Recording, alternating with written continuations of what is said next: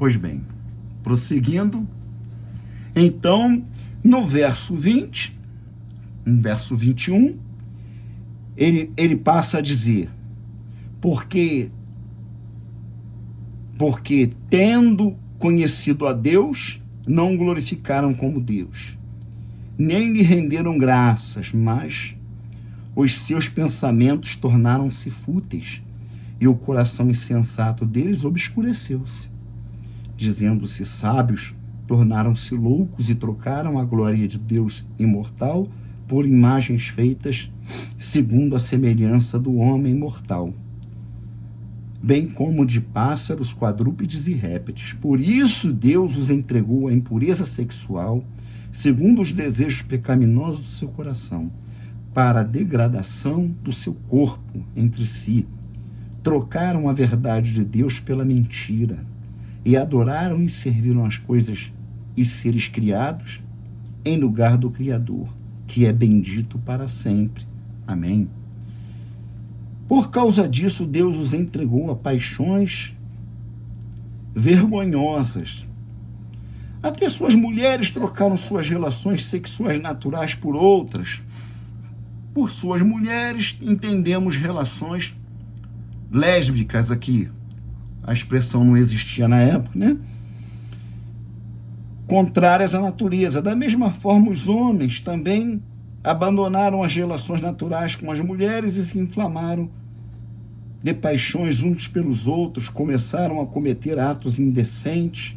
Homens com homens receberam em si mesmos o castigo merecido pela sua perversão.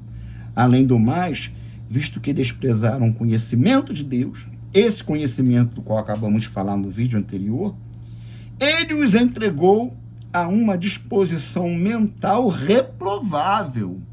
Aqui é muito importante nós fazermos uma pausa, porque ainda hoje, e começou há alguns séculos, um debate que parece que não tem, alguns dizem que isso não tem fim, sobre calvinismo, sobre predestinação, né? E se há predestinação, se não há predestinação. Essa semana, um irmão, um amigo me perguntou, tu crê na predestinação? E eu perguntei, tá na Bíblia? Ele respondeu, tá, então eu creio. Até aí ficamos aí. Então aqui, a palavra de Deus nos revela que Deus fez com que eles se tornassem, assumissem uma disposição mental reprovável. Visto que desprezaram o conhecimento de Deus, ele os entregou a uma disposição mental reprovável para praticarem o que não deviam. Tornaram-se cheios de toda sorte de injustiça, maldade, ganância, depravação. Estão cheios de inveja, homicídio, rivalidades, engano e malícia. São bisbilhoteiros, caluniadores, inimigos de Deus. Inimigos de Deus. Presta atenção nessa frase. Porque isso não se aplica só ao gentio que está lá longe, em uma nação promíscua, cheia de demônios, cujos seus deuses são espíritos imundos, cultuados, reverenciados com sacrifícios de animais, com sacrifícios humanos. Não. Se aplica também ao povo de Israel, aqueles que gostam de se dizer, nós somos o povo de Deus, o único povo a quem Deus se revelou. Sim. Cuidado que ao invés de ser um motivo de honra, isso pode ser um motivo de juízo e desespero. Porque quanto maior o conhecimento e o poder, maior é a responsabilidade e será a cobrança. Inimigos de Deus, insolentes, arrogantes, presunçosos. Você consegue ver um grupo aqui, quando você lê o Evangelho de João, Há alguma semelhança aqui? Hein? Quando você lê Mateus 15 lá, quando o Senhor fala, este povo, como disse o profeta Isaías, com a sua boca me adoram, mas seu coração. Então, vejam bem que Paulo já está alinhavando a sua teologia espiritual, teologia bíblica. Isso aqui é teologia bíblica, não é teologia sistemática. Não estou colocando nada aqui, não estou inventando nada, não estou falando nada de mim mesmo.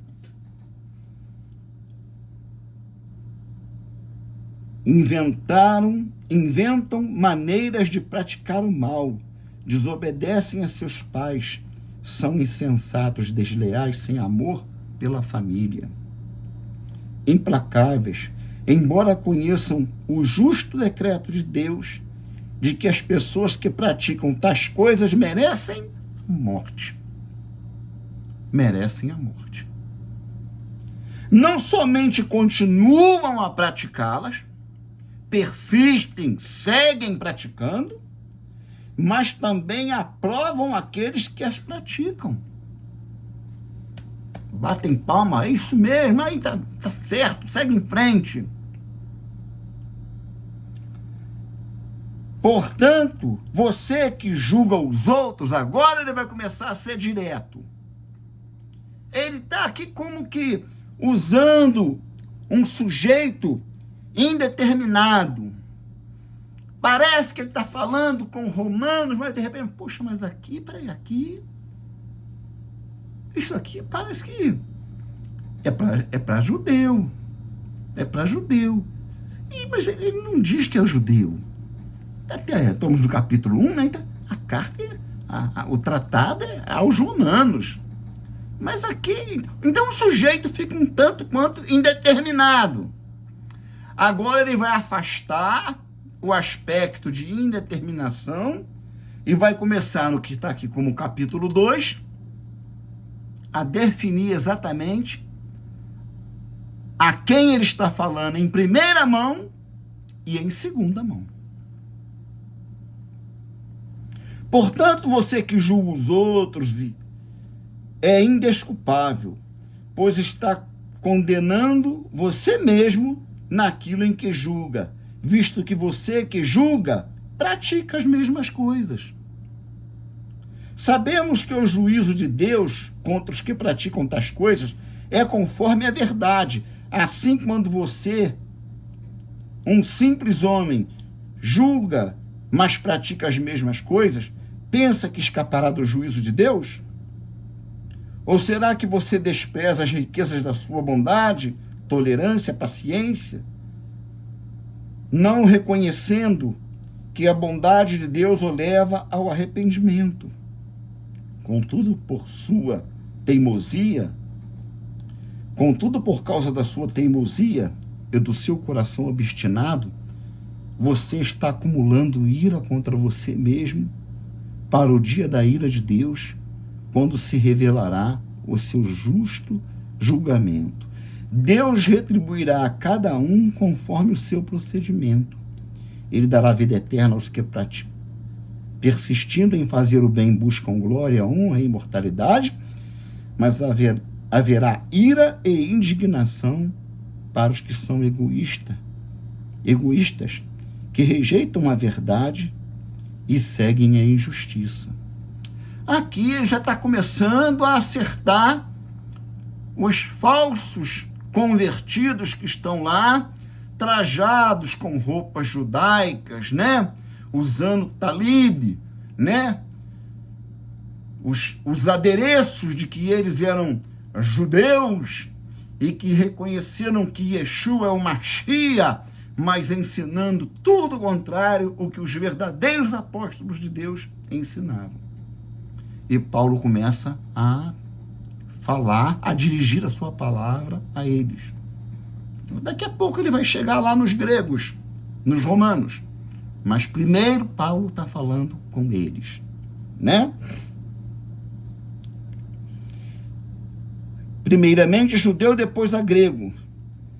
Mas glória e honra para todo o que pratica o bem, primeiro para o judeu, depois para o grego, pois em Deus não há parcialidade.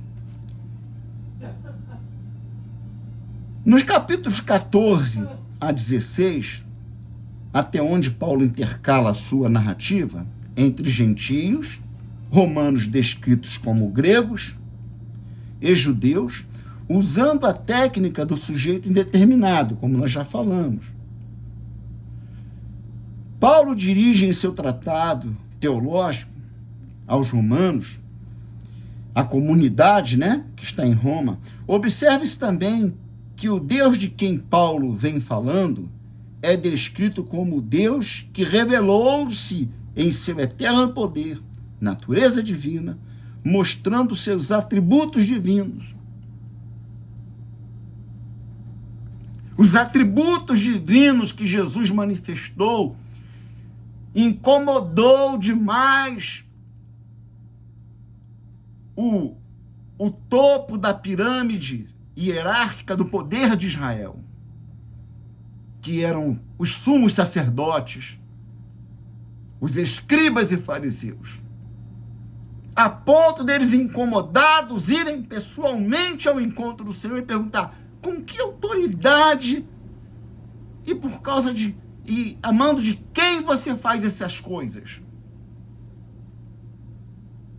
Ao invés de reconhecer que não tinha outra explicação a não ser entender que ali estava o próprio Deus que falou com Abraão, o Deus que formou Adão e Eva, o Deus de toda a criação estava ali em forma humana diante dele. E não precisava ele fazer extrapolias do céu, transformar o céu em mar de fogo. Ele estava dando sinais práticos, objetivos da sua divindade, da sua deidade. Ele demonstrou domínio e poder sobre a matéria, transformando a água em vinho, criando órgãos em pessoas que nasceram deficientes, nasceram sem tais membros, sem tais órgãos, pessoas que nasceram com a mão mirrada, faltava nervos ali, faltava tendões, faltavam tecidos, não tinha como, mesmo como a ciência de hoje, transformar aquilo da forma como ele fez. O doente de 40 anos no poço de Betesda, ele pergunta: você quer ficar bom?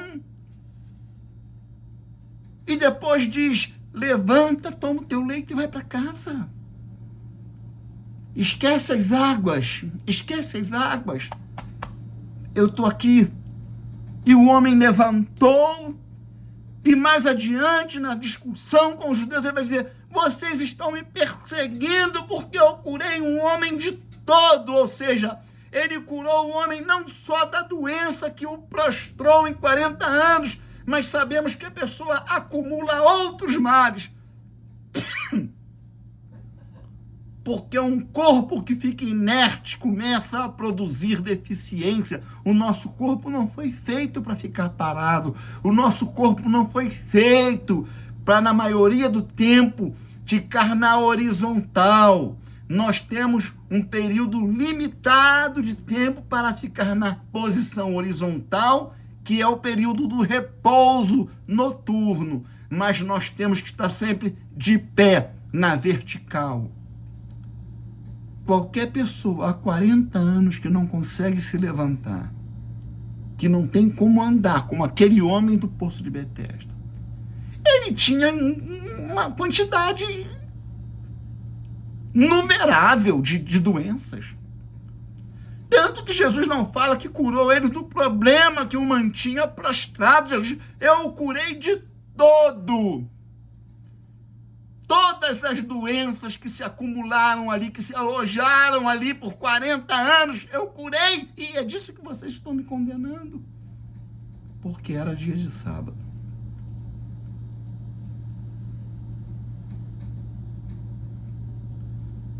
Do Lázaro nós já falamos, um homem que não foi apenas um milagre, aquilo foi um sinal. A natureza divina mostrada, seus atributos divinos, aparentemente, a comunidade de Roma, era para eles que Paulo estava falando, nesse tom em que encontramos até aqui, no início do capítulo 2, efetivamente, ele está apresentando como Deus homem. O Deus homem, né?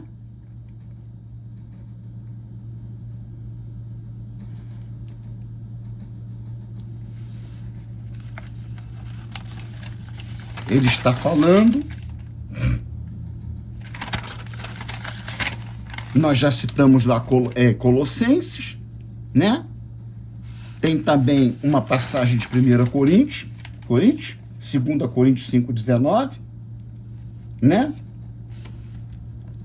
Aonde o próprio Paulo declara sobre Yeshua. 2 Coríntios aqui, 5,19.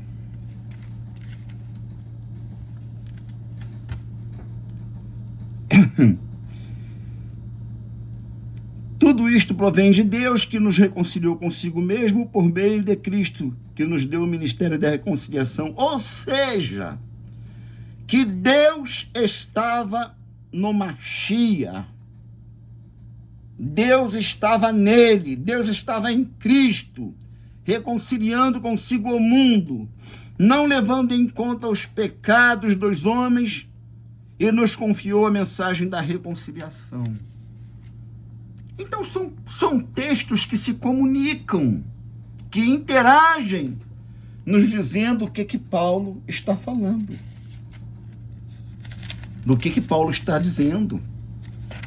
Ele está mostrando.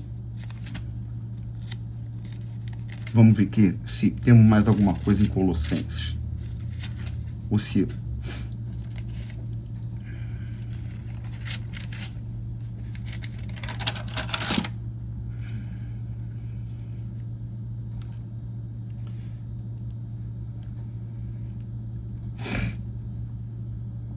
Ele fala, então, mostrando que esse Deus, que mostrou conhecido os seus atributos divinos,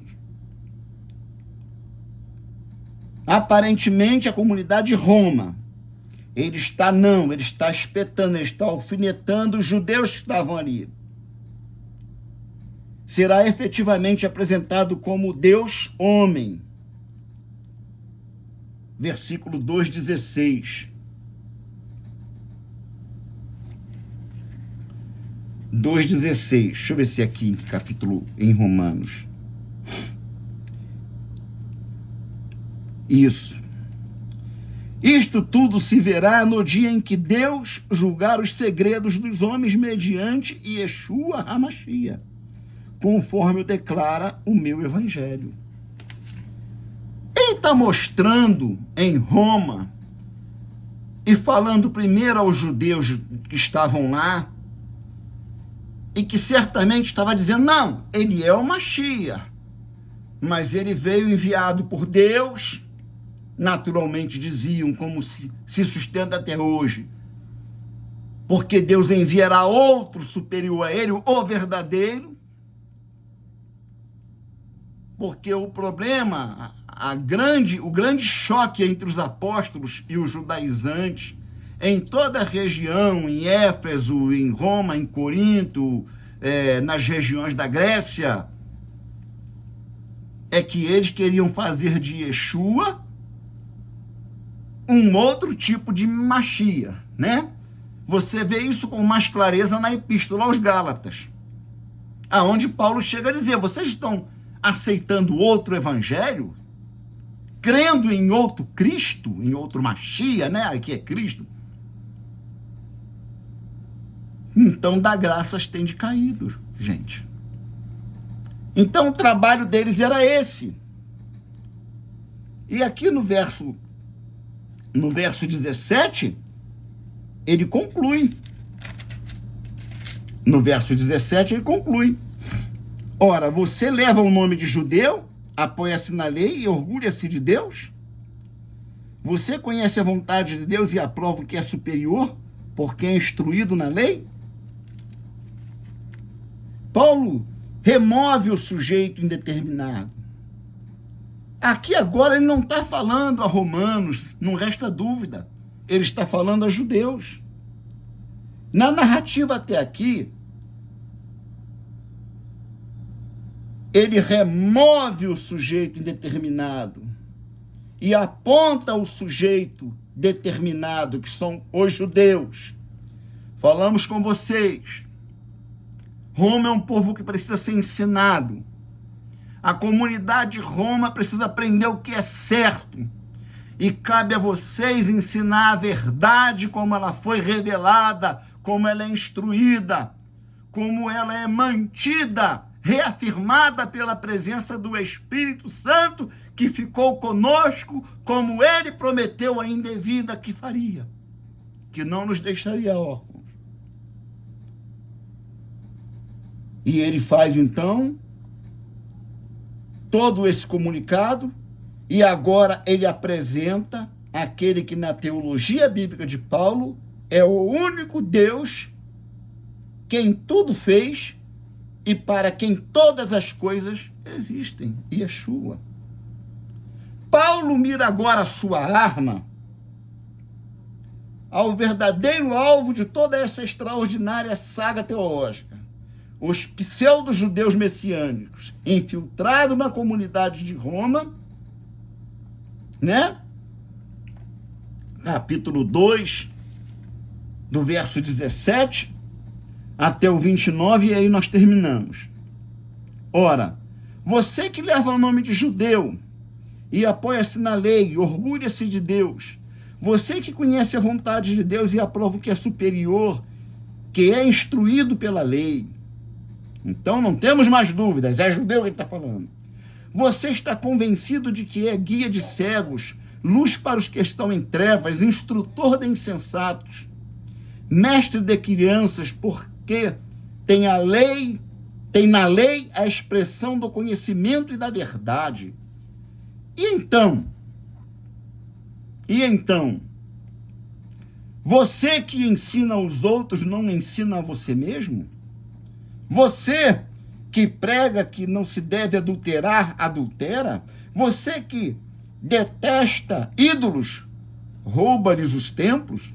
Você que se orgulha da lei, desonra a Deus desobedecendo a lei? Viu? Pois como está escrito, o nome de Deus é blasfemado entre os gentios por causa de vocês. A circuncisão tem valor se você obedece à lei. Mas se você desobedece à lei, sua circuncisão já se tornou incircuncisão. Se aqueles que não são circuncidados obedecem aos preceitos da lei, não serão eles considerados circuncidados? Aquele que não é circuncidado fisicamente, mas obedece à lei, condenará você, será seu juiz. Paulo está dizendo aos judaizantes. Ele pode não ser circuncidado no membro, mas ele obedece à lei de Deus, o amor de Deus, a honra a Deus, a glória a Deus, tudo se vê nele. Então ele é um verdadeiro judeu. Condenará você que, tendo a lei escrita e a circuncisão, é transgressor da lei. Aqui ele começa a falar o que vai tornar ele uma das pessoas mais odiadas. Já disseram, e em parte eu concordo, que Paulo é mais odiado do que Yeshua. Porque ao desenvolver teologicamente, ao levar adiante a obra do Machia, porque ele mesmo diz, vocês levarão adiante, eu enviarei o Consolador que ensinará a vocês o que falta a vocês aprenderem.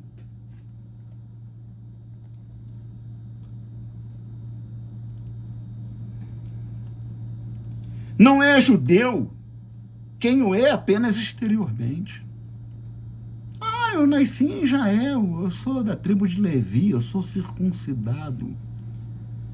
Mas é um ímpio na vida, na prática. Nada de nada. Não é judeu quem é interiormente. Não. Judeu é quem o é interiormente. E circuncisão é a operada no coração pelo Espírito Santo.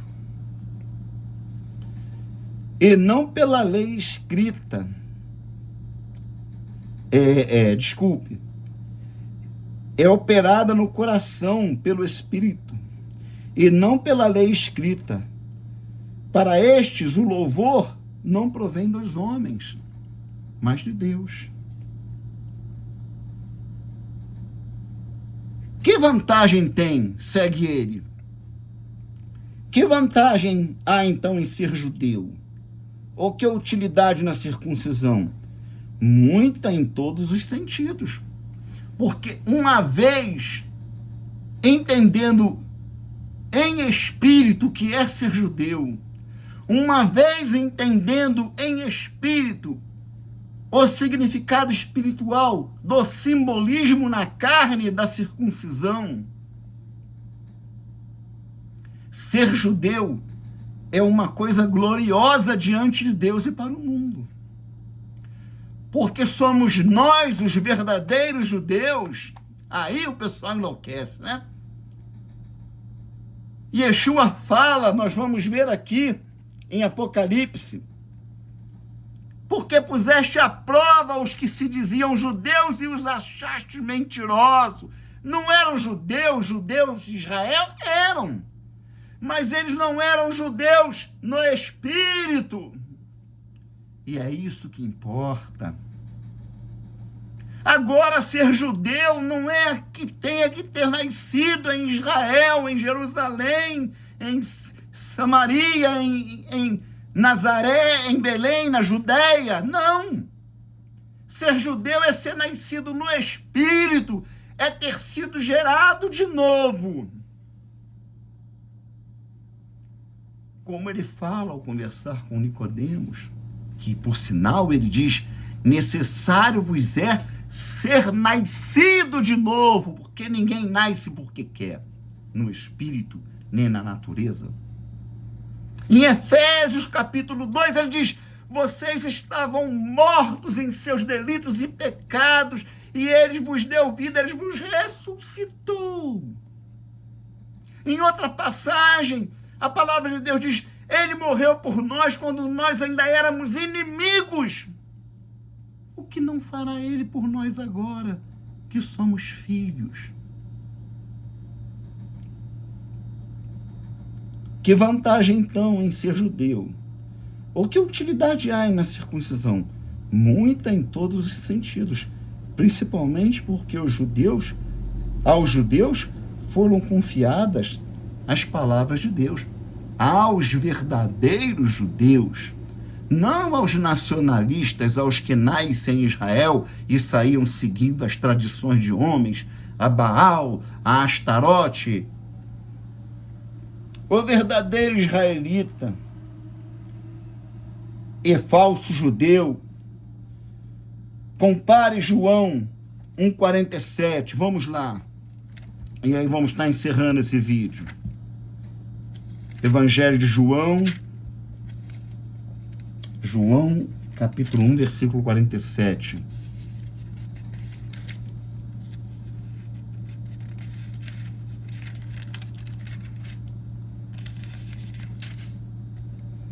Eu anotei aqui, mas já esqueci o que é. Ah, sim, a chamada de Natanael. Ao ver Natanael se aproximando, disse Jesus, aí está um verdadeiro israelita, não israelense. Israelita, naquele tempo se podia dizer isso. em quem não há falsidade. Nas outras traduções dizem, em quem não há dolo. Perguntou Natanael, de onde me conheces? Jesus respondeu, eu o vi quando você ainda estava debaixo da figueira, antes de Filipe o chamar. Então Natanael declarou, mestre, tu és o Filho de Deus, tu és o Rei de Israel. Assim é com os que são chamados de Deus. Mas quando aqueles que eu citei há pouco, a elite, as autoridades religiosas e jurídicas de Israel, perturbadas por ver que fenômenos divinos eram produzidos por aquele homem que eles estavam odiando por inveja. Eles foram lá, faz um sinal aí no céu para a gente ver. Afinal, com que autoridade tu faz esses sinais e opera esses milagres? Aí Yeshua pergunta, eu respondo a vocês. Se vocês me responderem uma coisa, o batismo de João era dos homens ou era do céu? Aí vocês conhecem, né? Apocalipse, capítulo 2, verso 9 e 3:9. Vamos lá direto, porque estamos finalizando esse segundo vídeo e produziremos a continuação do trabalho a partir de outro dia. Apocalipse, capítulo 2.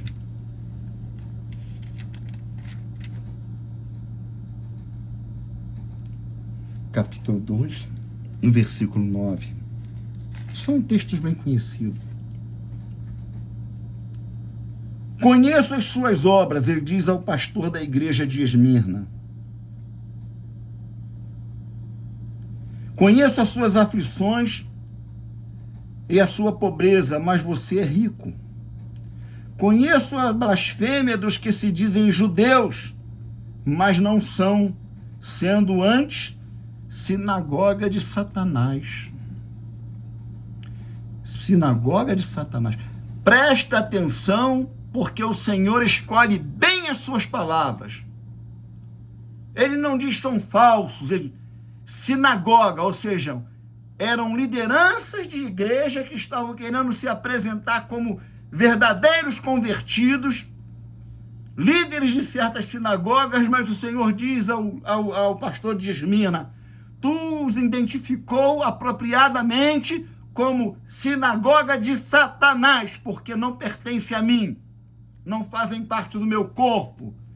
Aquela congregação não tem ligação comigo, o cabeça.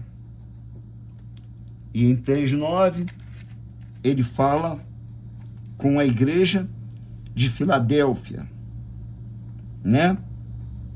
Ele diz, veja o que farei àqueles que são sinagoga de Satanás, e que se dizem judeus e não são, mas são mentirosos. Farei que se prostrem a teus pés e reconheçam que eu te amei. Então, assim, nós podemos ver que Paulo está se dirigindo aos que ostentam postura e forma na aparência, mas por dentro são podres. Possuir grandes conquistas, fazer belos discursos, enquanto as ações no dia a dia, diz o extremo oposto, desmascara o mais imponente pregador e dono de grandes instituições e revela nele um arquiteto do mal. Este é, na verdade, um grande agressor da glória de Deus. Vamos voltar lá em Romanos, verso 24. Eu citei o verso 24. Pois como está escrito, o nome de Deus é blasfemado entre os gentios por causa de vocês. Quem deveria levar a glória de Deus, quem deveria glorificar o Criador, dando louvor, descrevendo a sua glória, mostrando a sua riqueza na sua criação, toda a grandiosidade, todo o esplendor das suas obras, acaba por se tornar, na verdade, um verdadeiro agressor, malfeitor e degradador dessa glória. Nós vamos ficar aqui em Romanos 2, 24. Eu vou anotar aqui, tá? E vamos terminar esse estudo.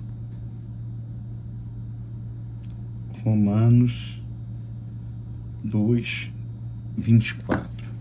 E agora nós vamos analisar nos próximos trabalhos